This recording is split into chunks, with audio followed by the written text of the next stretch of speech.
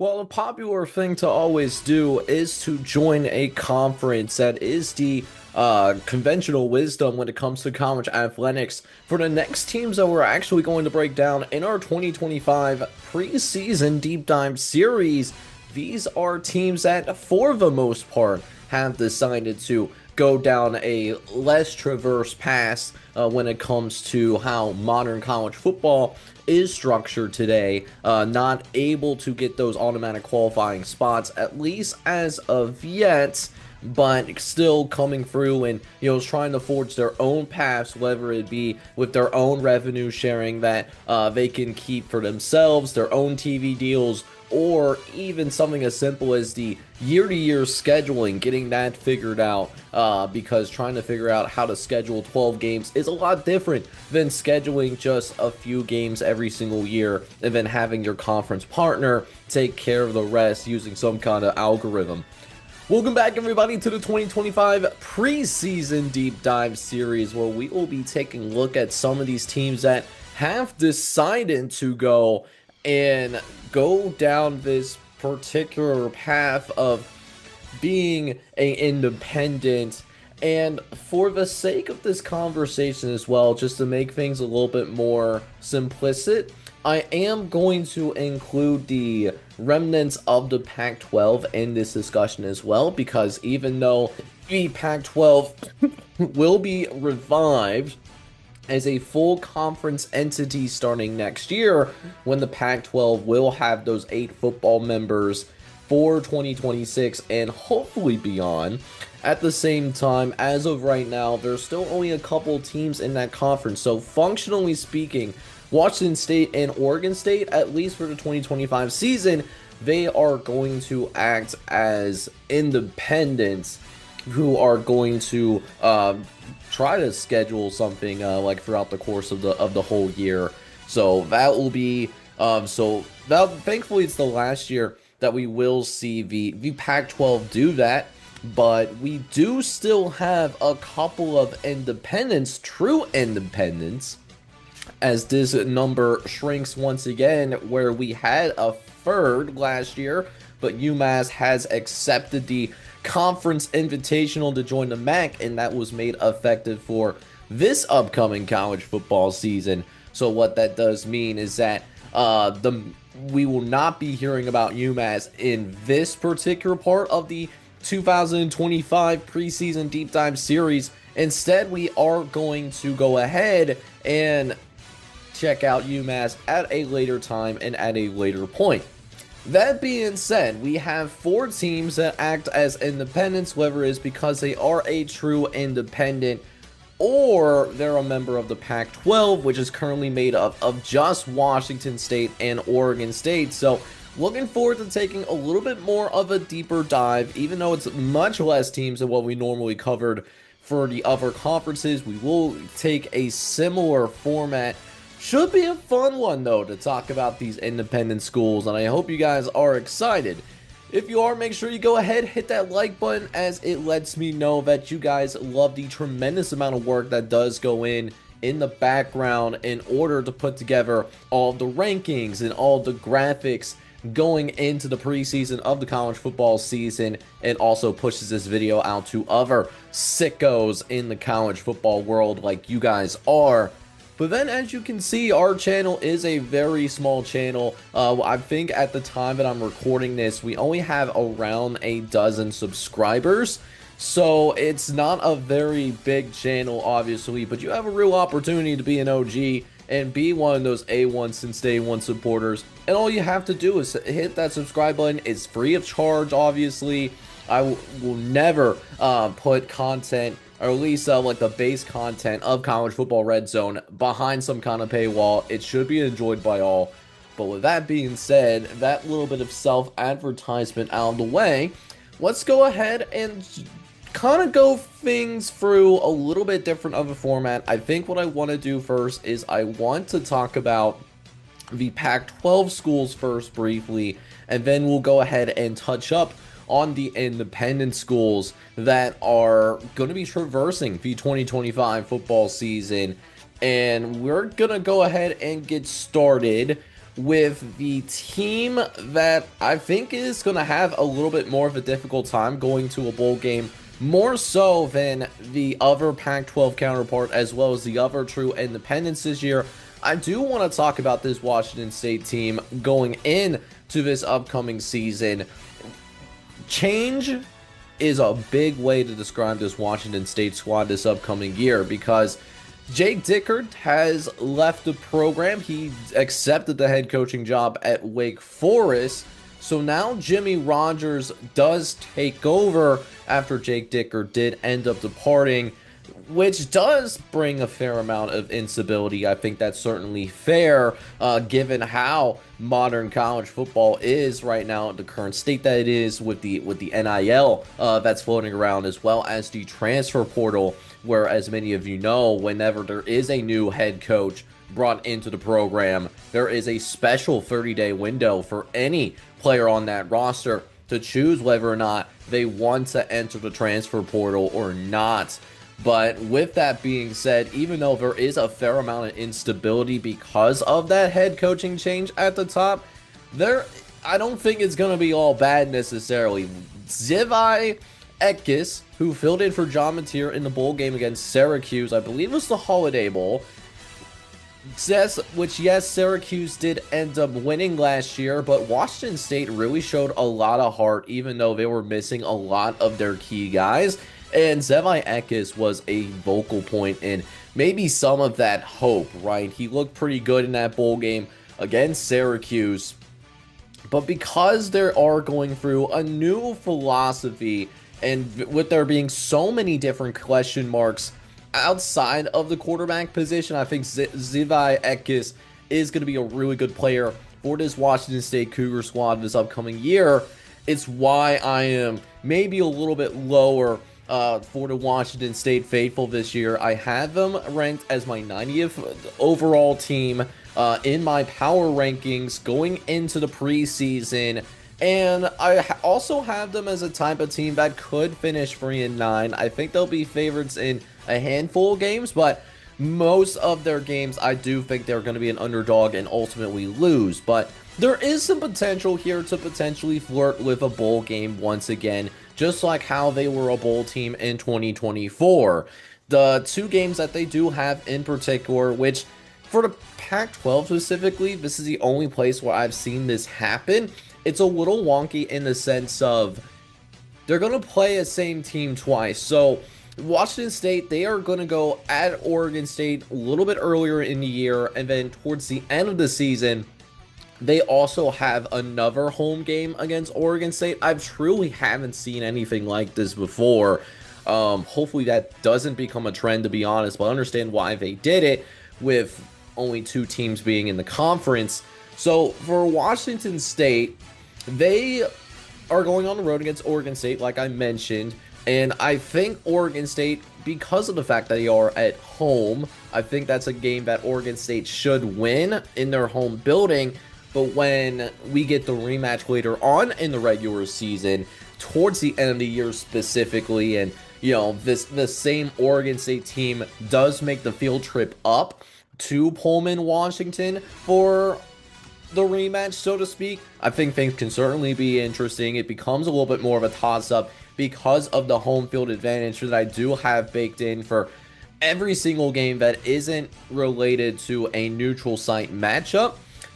And then they also host the Toledo Rockets at home as well. Toledo making the cross-country trip for what could be a more fascinating under-the-radar non-conference game among the G5 ranks for sure, as Toledo will have some big aspirations to really be a champion of the MAC after what was a little bit more disappointing year for the Toledo Rockets. I think the Toledo game and the Oregon State game are both certainly winnable. I think they can win both of those games, but I do have them, even with the home field advantage, as a slim underdog. So again, I have them as a 3-19, but I don't think they're going to be any worse than 3-9, with the potential to possibly sniff a bowl game and, flirt with that bowl eligibility once again in year number 1 under Jimmy Rogers. Which takes us now to the opposite side of the of the Pac-12 in the Oregon State Beavers. We definitely talked about them in terms of that toss-up matchup, and there's going to be a couple of other toss-up games that Oregon State is going to have outside of the return trip to Pullman, Washington. But for right now, in terms of this Oregon State team, while they were the only independent team that failed to be bowl eligible last year, I think there are some real opportunities here for this Beaver squad to have a bounce back campaign under the second-year head coach in Trent Bray. It's just that the real question is whether that bounce back happens or not.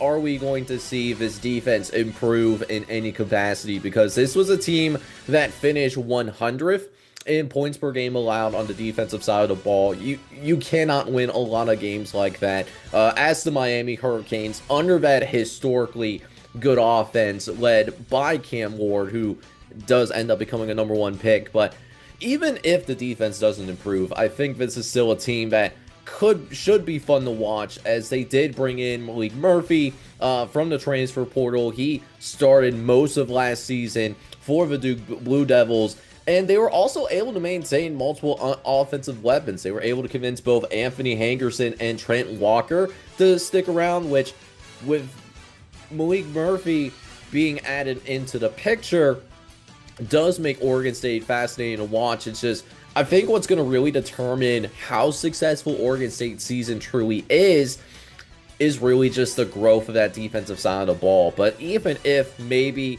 we don't see any growth of that defense, I still believe Oregon State is a team that can go bowling, but the improvement will be very minimal if we don't see any improvement from the defensive side of the ball.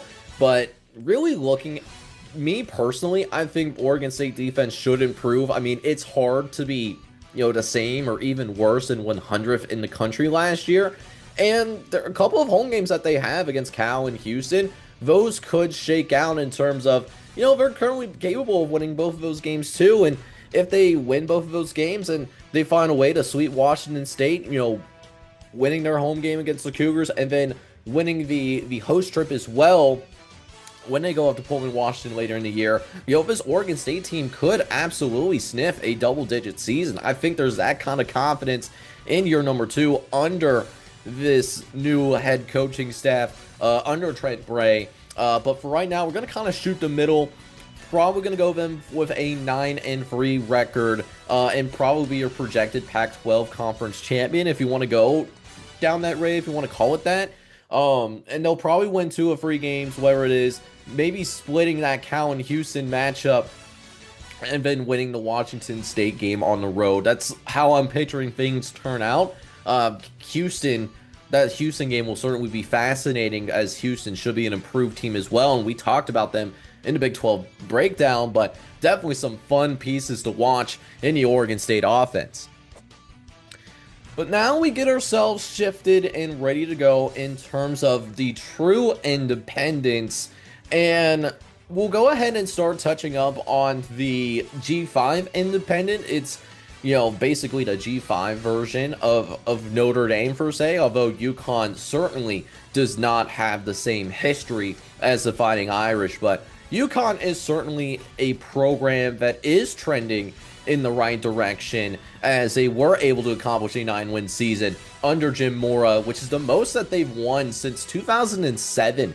I mean, we're talking about almost 20 years of lack of fertility of this UConn football program, and that's a big reason, frankly, why UConn has never received an invite to any of the power conferences. Their basketball program is certainly there, but the football is really what held them back, and that's why they're in the Big East today. But this version of UConn football really has a real shot of really repeating that 9-win success that Jim Mora had last season, depending on if they either win the bowl game or even win the sole toss-up that I have for the UConn Huskies, as that is a road trip to Buffalo, New York to take on the Buffalo Bulls, a Buffalo team that I am very high on, trying not to spoil anything for the MAC breakdown, which will be coming after this episode, by the way. But for this UConn team in specifically, they're going to look to rely on Joe Vigano, who does return from injury. He didn't play most of last year, which is another crazy part about this UConn team. They were able to win 9 games last year without their starting quarterback, and you're telling me that you're going to have your starting quarterback back? Hey, that's a pretty good sign, man. I ain't going to lie to you. Now, they will end up having a new defensive scheme because there was some changes on the defensive coaching staff. And they're also going to try to maximize the talent that they brought in under the transfer portal, which is an underrated transfer portal class, I do like to say. So, really like the UConn Huskies this year, and really have that opportunity to go and make this another 9+ win season for Jim Mora, building something special out in Connecticut, the only football program in the state, at least at the FBS level. I have them ranked 79th, which is actually in the upper echelon of the G5. If I were going to do like a top 25 specific poll for the G5 only, I would certainly have UConn in the top 25 in that kind of poll. They do have games against, I believe, Duke, Boston College, and Syracuse, and those are going to be big ask in terms of winning those games. Certainly not outside the realm of possibility, but I'm not counting on it. But the Buffalo game is really fascinating. I do think UConn is a slightly better team than Buffalo, I will say that. But because of the fact that they are going to Buffalo on the road, that's why I lean towards Buffalo winning that game. But that's certainly also winnable for the Huskies. So really an 8-4 kind of team with the potential to be 9-3 and set yourself up to win that 10th win of the year, depending on how things shake out in the bowl season. But I feel very good about this UConn team as well. But last but not least, obviously though, right, we cannot talk about the independent schools in the FBS football landscape without having a conversation about Notre Dame, am I right? The team that went to the national championship game, actually got it to one possession against Ohio State, but Jeremiah Smith made some crazy plays towards the end of the game that effectively iced the game in favor of the Ohio State Buckeyes, and that's why Ohio State is your defending national champion coming into this year. But this Notre Dame team is looking like they should have some similar expectations going into 2025, because this team is going to be loaded, particularly on the defensive side of the ball. They are led by some high-impact players such as Leonard Moore, who is back in the fold, and they also have an experienced defensive coaching staff, too, that clearly knows what its identity is all about, which, of course, has to stem from the top, and Marcus Freeman, who I think is one of the best culture guys in college football. Very high on Marcus Freeman from a character perspective. But even diving into X's and O's, I think Marcus Freeman is someone that, definitely knows how to maximize the talent that is on his defense. And it certainly doesn't hurt to bring in someone like Chris Ash, who brings that NFL experience from a defensive standpoint. Yes, I understand he is a failed head coach. Things did not work out for him in Rutgers, but asking him just to run your defense versus trying to run your entire program, I think Chris Ash can certainly be successful working alongside Marcus Freeman in that regard. But really, what is fascinating about this Notre Dame team is the offensive side of the ball. Yes, there is some inexperience on the offensive side of the ball, because the first time in the last few years, we are not going to have a transfer portal quarterback start for the Notre Dame Fighting Irish. Instead, we are going to have the inexperienced but very talented CJ Carr take over as starting quarterback, which I remember vividly watching him play during the Notre Dame spring game, and he was making some pretty high-level throws, and he definitely looked the part. We'll see how he does in live game action when the bullets start flying, per se. But definitely a lot to like about CJ Carr as you get into really what we have going on in terms of like the starting quarterback position. It'll be very fascinating to see how CJ Carr handles things as the starting quarterback. But he's not going to have to be the main vocal point of his offense. You know, Kieran Love is obviously back. You know, one of the more dynamic running backs in the country, as well as just a generally dynamic offensive weapon core that CJ Carr is going to be able to be called upon. Plus, the offensive line at Notre Dame is usually pretty stellar. You know, you think of offensive line talent, and Notre Dame has historically been a pipeline for offensive linemen for sure. Now, as far as what my season outlook for Notre Dame is, that's why I'm incredibly high on this Fighting Irish team going into this season, right? Because Notre Dame, I think, it is one of the safer picks to go to the college football playoff this year, with some potential to go 12-0. I think a lot of that stems on how the Miami game goes. I think the Miami game is more of a toss-up than what people realize. Going on the road for the very first game of the season with an inexperienced quarterback, someone making their first start as the starting quarterback for this team. And on the other side, you're going up against Carson Beck and company, who's going to be looking to prove that what happened last year at Georgia was a little bit of a fluke. It's going to prove why he's a capable first-round pick for this year's NFL draft in 2026. So I do have Notre Dame losing that game. I know that's a little bit of a warmer take, but that's just me being extraordinarily high on Miami. I think the Hurricanes have what it takes to go undefeated in their own right. Should be a very good Week 1 matchup. But beyond the Miami game, even taking a look at the Texas A&M matchup, I think their schedule lines up pretty well. I don't see really any other games besides maybe the Texas A&M game, which I believe comes after a bye week, which is certainly helpful and is at home. So that's why I feel pretty comfortable saying that this is probably going to be an 11-1 type team, the same record that they had in the regular season.